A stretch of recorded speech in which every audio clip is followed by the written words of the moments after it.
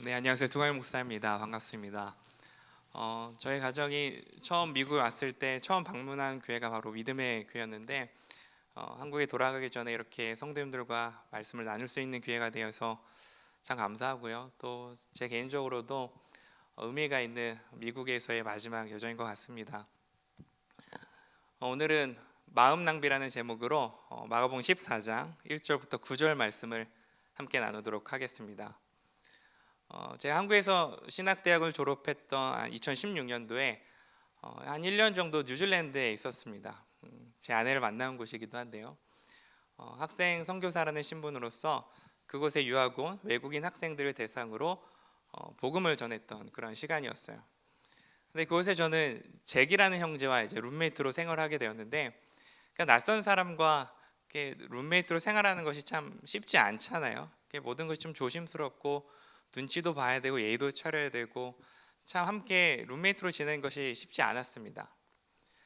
그래도 시간이 많은 것을 좀 해결해 주더라고요. 함께 지나면서 친해지고 또 자연스럽게 마음도 열리게 되었어요. 그래서 제가 제 형제에게 야, 우리 적어도 한 6개월 정도는 이제 우리 한 방에서 살아갈 텐데 야, 우리 네 것 내 것 구분 없이 필요한 것들 함께 나누면서 살아가자라고 이야기를 했습니다. 마음이 열리니까 제가 가지고 있는 것에 대해서 상대방에게 주고자 하는 그 마음이 생기더라고요. 제가 뉴질랜드에 오면서 한국에서 특별히 준비했던 것은 바로 마스크팩이었습니다.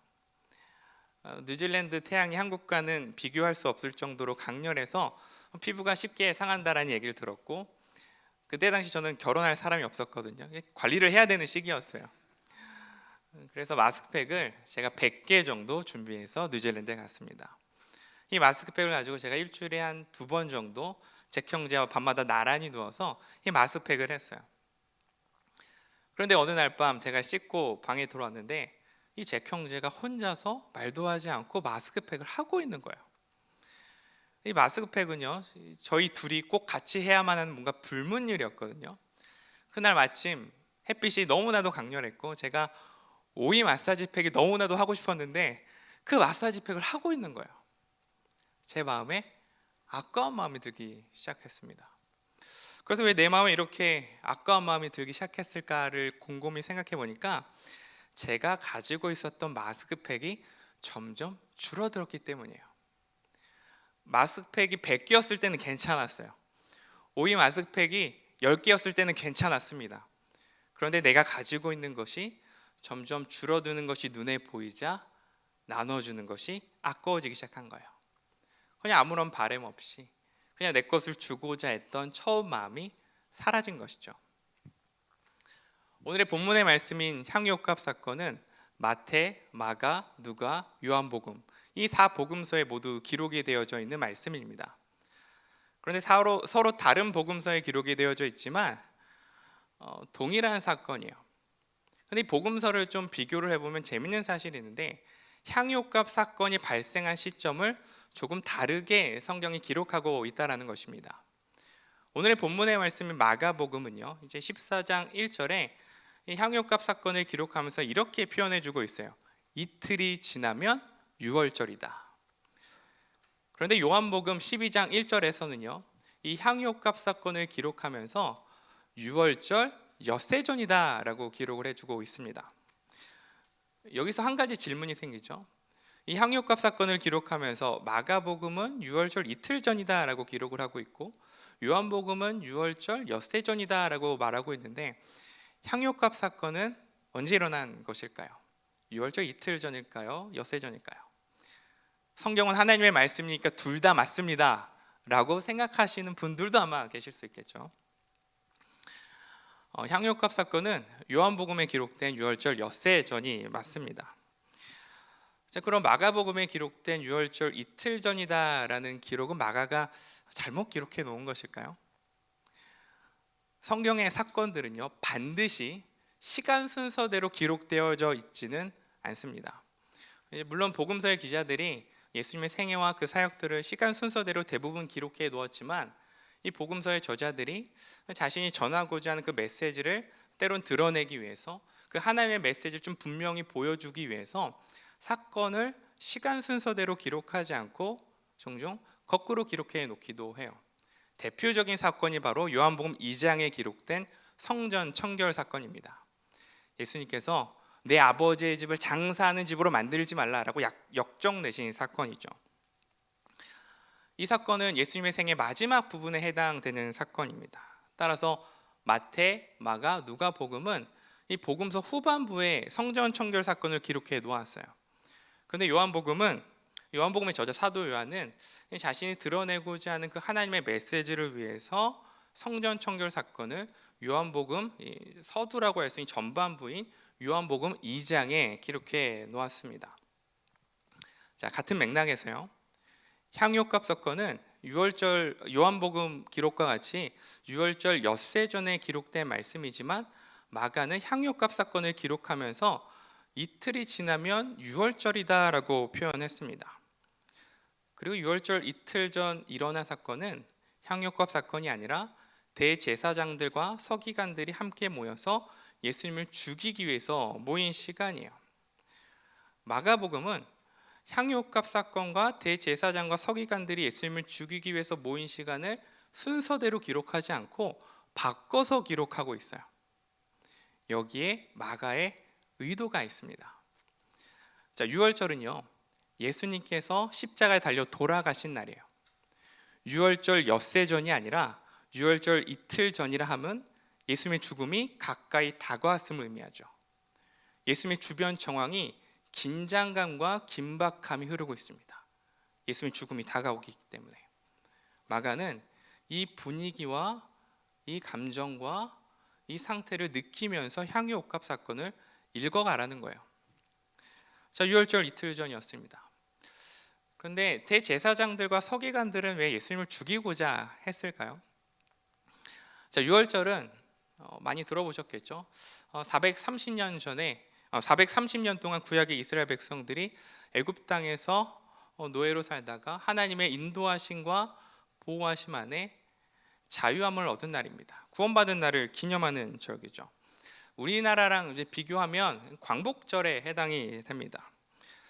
그리고 유월절은요, 두 가지 뜻이 있는데요. 첫 번째는 이제 넘어가다, 영어로는 패스오버라는 뜻이 있고요. 두 번째는 새가 날개를 펴서 새끼를 품고 보호하다라는 뜻이에요. 그래서 유월절은 어떤 절기냐면 하나님께서 이스라엘 백성들을 품고 보호하심으로 애굽 땅에서 죽음이 넘어간 것을 기념하는 절기입니다.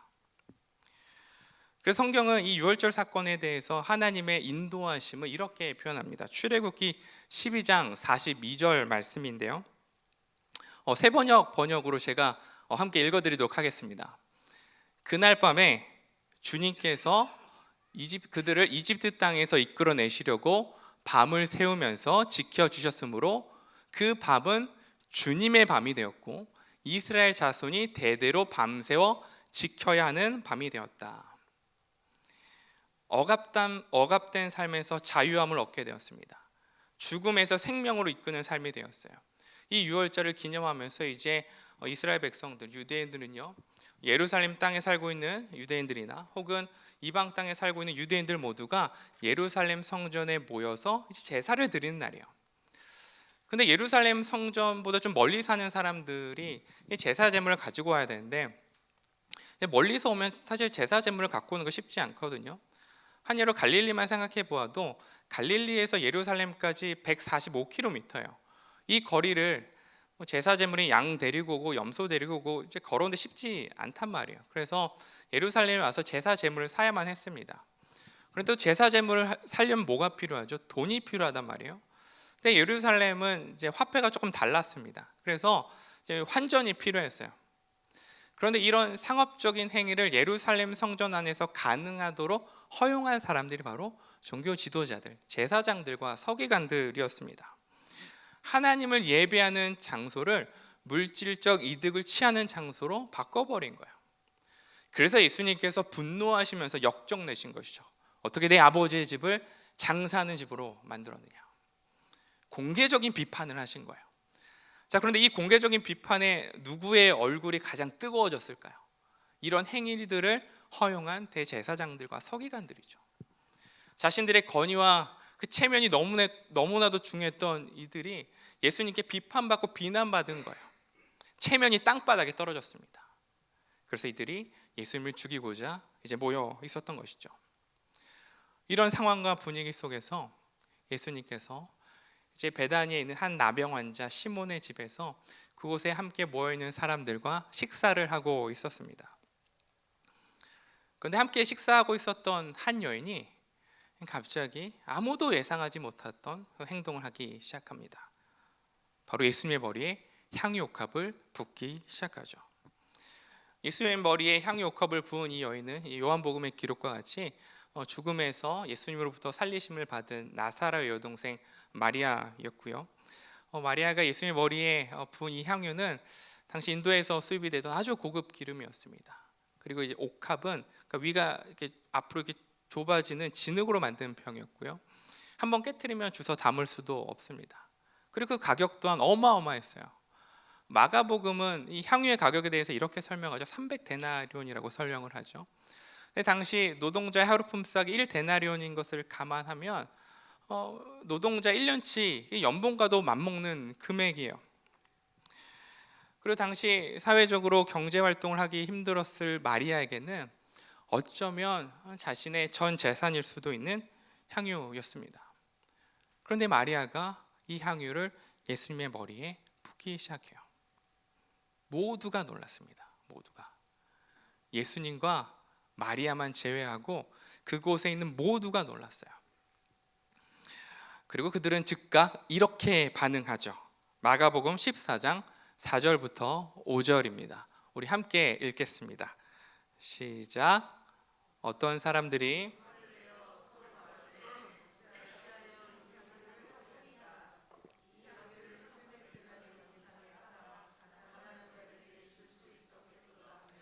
그 여자를 책망하는지라. 아멘. 향유를 팔아서 가난한 자를 도와줄 수 있는데 왜 허비하느냐, 왜 낭비하느냐라고 함께 있었던 사람들이 소리칩니다. 이들은 제자들이었고요. 제자들이 이 마리아의 낭비적 행동에 왜 향유를 허비하느냐라고 책망하기 시작해요. 자, 그런데요, 마리아의 행동에 낭비라고 이 분노하고 있는 제자들의 모습은 사실 정당해 보입니다.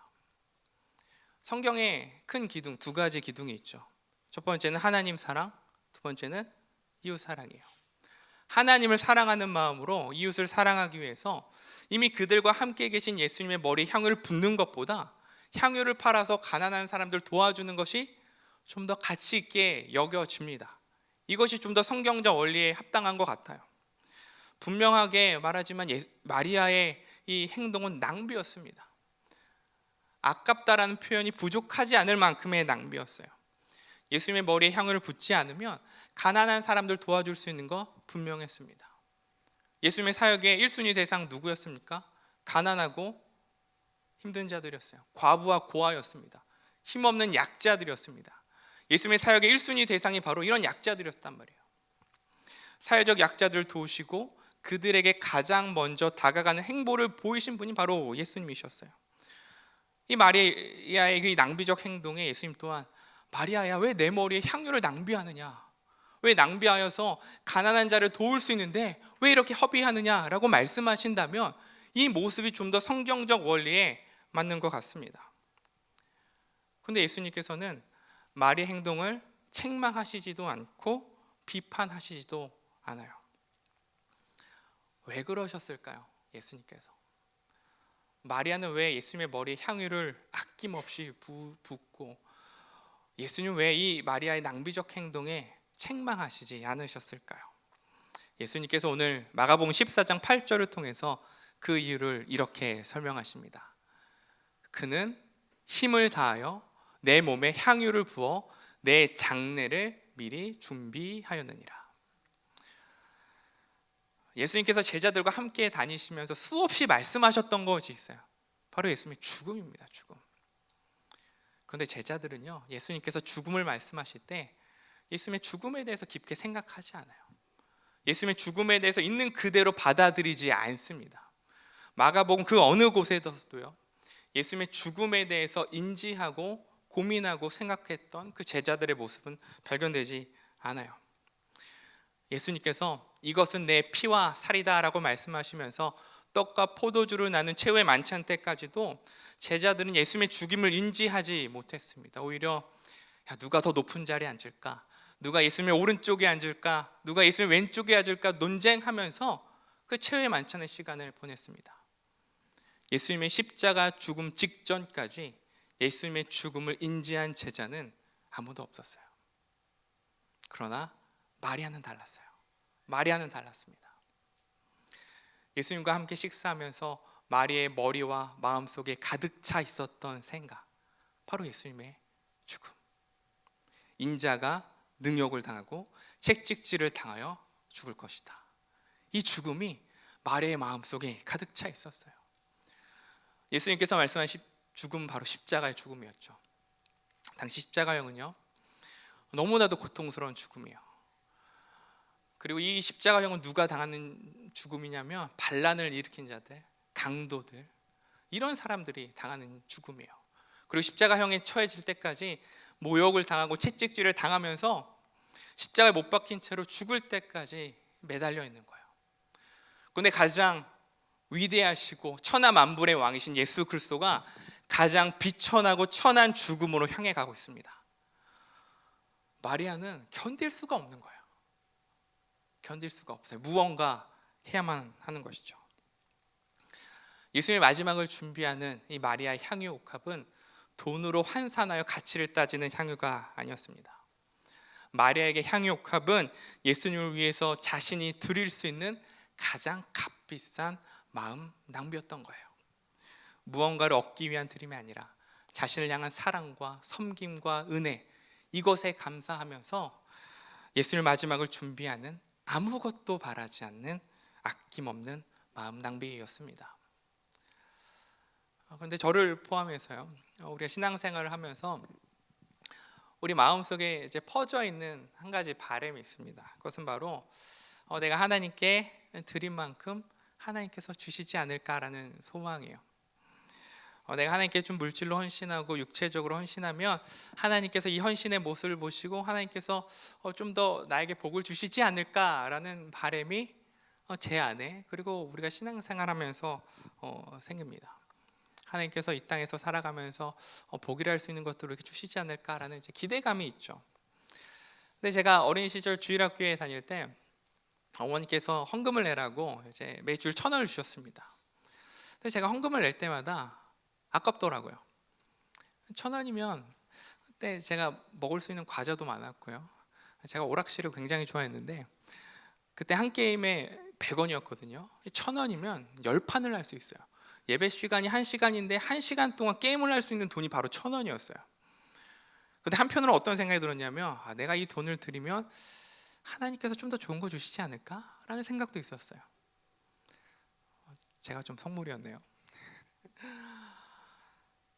그런데 하나님께서 우리에게 주시는 사랑과 복은 우리가 드리는 것에 따라서 달라지는 것이 아닙니다.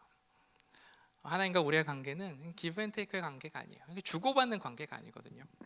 내가 이만큼 하나님께 드렸을 때 하나님께서 이만큼 주시고 하나님께서 나에게 이만큼 주셨으니까 내가 이만큼 드리는 그런 계산적인 관계가 아니라는 거예요. 이미 우리는 하나님께 복을 받았죠. 하나님의 백성으로 이 땅을 살아갈 수 있는 복을 받았습니다. 그리고 성경이 말하는 그 복의 근본적인 의미는 바로 하나님께서 주시는 힘으로 이 땅을 살아가는 것, 이것이 바로 복이에요. 임파워링이죠. 그리고 또 어떤 복이 있습니까? 이 세상에서 사라질 가치를 따라가는 삶이 아니라 영원한 하나님 나라를 소망하며 이 땅을 살아갈 수 있는 힘, 그 소망을 우리는 또한 받았어요. 죄의 억압으로부터 자유함을 얻었고요, 죽음에서 생명으로 향하는 그 소망을 우리가 얻었습니다. 그래서 우리가 이 땅을 살아가면서 나의 마음과 내가 가진 것과 이 모든 것들을 아낌없이 하나님께 드릴 수 있는 것이죠.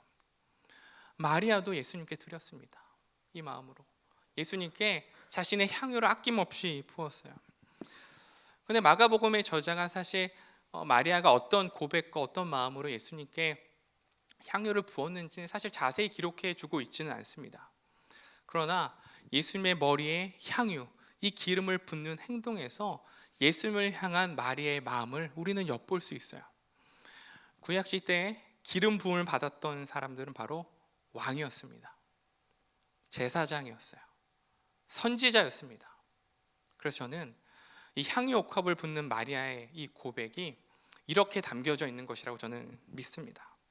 주님, 당신은 나의 왕이십니다. 주님, 당신은 나의 죄를 사하시고 하나님께 인도하시는 유일한 대제사장이십니다. 주님, 당신은 말씀이 육신이 되어 우리에게 하나님의 말씀을 선포하신 선지자이십니다. 이 고백이 바로 마리아에게 담겨져 있는 것입니다. 예수님께 향유 옥합을 부은 마리아의 고백은 예수님을 향한 믿음의 고백이며 신앙의 고백이었던 것이죠. 예수님의 마지막을 준비하는 마리아의 이 깨트린 옥합은 하나님의 아들, 왕 대신 예수님께 드릴 수 있는 최고의 마음 낭비였던 것입니다. 믿음의 교회가 그랜지 래피즈 땅에 세워져 왔습니다. 제가 2021년도에 미국에 처음 왔을 때 처음 방문했었는데요. 그리고 지금 제 교회를 오면서 그때 당시와 지금의 시대를 좀 비교를 해보면 하나님께서 믿음의 교회를 세워 가셨구나를 좀 볼 수가 있었어요. 그리고 저는 성도님들 통해서 이 교회를 세워 가셨다라고 믿습니다. 오랜 시간 동안 이 믿음의 교회에서 신앙생활 하신 분들이 아마 계실 것이고요. 혹은 이제 미국에 온 지 얼마 되시지 않아서 이 믿음의 교회에서 신앙생활 하신 지 얼마 되시지 않은 분들도 분명 계실 거예요. 근데 오늘 말씀을 통해서 우리가 분명하게 고백할 수 있는 사실은 예수님께서 세우신 이 믿음의 교회는 성도님들 한 분 한 분의 마음의 헌신, 마음 낭비로 지금까지 세워져 왔다라는 거예요. 지난 몇 년간 코로나로 너무나도 힘들었습니다. 많은 교회가 힘들었어요. 그러나 여전히 예배 자리를 지키셨습니다. 주일 찬양을 위해서 연습하고 기도하면서 말씀을 묵상하면서 찬양팀으로 섬기셨어요. 주일 학교를 위해서 섬기셨고요. 누구보다 예배당에 먼저 와서 예배자들 위해서 준비하셨습니다. 주일 점심을 위해서 토요일이 되면 재료를 사고 다듬고 간을 보면서 이게 맛있을까 맛이 없을까, 내일 점심에 성도님들이 맛있다고 할까 맛없다고 할까 마음 쓰면서 마음의 헌신을 통해서 섬기셨습니다. 보이는 자리, 보이지 않는 그 어떤 자리에서든지 성도님들의 마음을 낭비하면서 이 교회를 지키셨어요. 이유가 무엇이었을까요? 이렇게 우리의 마음과 시간과 물질을 아낌없이 낭비할 수 있었던 이유가 무엇이었을까요? 저는 오늘 말씀을 통해서 우리의 고백이 이것이라고 저는 믿습니다. 세상은 낭비라고 여기는 우리의 예배가, 우리의 헌신이, 우리의 드림이 복음이 전파되는 모든 곳에 영원히 기억될 영광된 마음 낭비이기 때문입니다. 예수님께서 마리아의 헌신에 대해서 이렇게 고백하시죠. 마가복음 14장 9절이었습니다. 내가 진실로 너에게 이르노니 온 천하에 어디서든지 복음이 전파되는 곳에는 이 여자가 행한 일도 말하여 그를 기억하리라 하시니라. 예수 그리스도의 피 흘림의 은혜로 이곳에 모인 그 믿음의 교회 성도님들의 마음의 낭비가 그랜지 래피즈 땅에 예수 그리스도의 이름이 영광되게 기억되는 그 헌신이 되기를 간절히 축복합니다. 그리고 성도님들의 헌신을 통해서, 마음 낭비를 통해서 우리 믿음의 교회 가운데 날마다 예수 그리스도의 사랑이 풍성해지기를 또한 소망합니다. 우리의 헌신이, 우리의 섬김이, 우리의 수고가 낭비가 될 때 그때 하나님께서 일하십니다. 예수 그리스도가 생명을 우리에게 아낌없이 낭비하셨던 것처럼 우리의 삶을 그리스도를 위해서 아낌없이 낭비할 때 그리스도께서 또한 일하십니다. 기도하겠습니다. 하나님 감사합니다. 오늘 그리스도를 묵상하고 말의 헌신을 고백하면서 예수님께서 우리에게 부어주신 그 은혜에 감사하며 우리 또한 우리의 삶을 아낌없이 낭비하기 원합니다. 예수님께서 우리에게 부어주신 그 생명에 감사하며 우리가 마음 또한 낭비하기를 원합니다.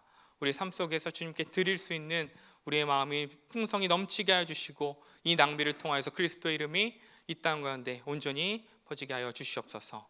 감사드리며 예수님의 이름으로 기도드렸습니다. 아멘.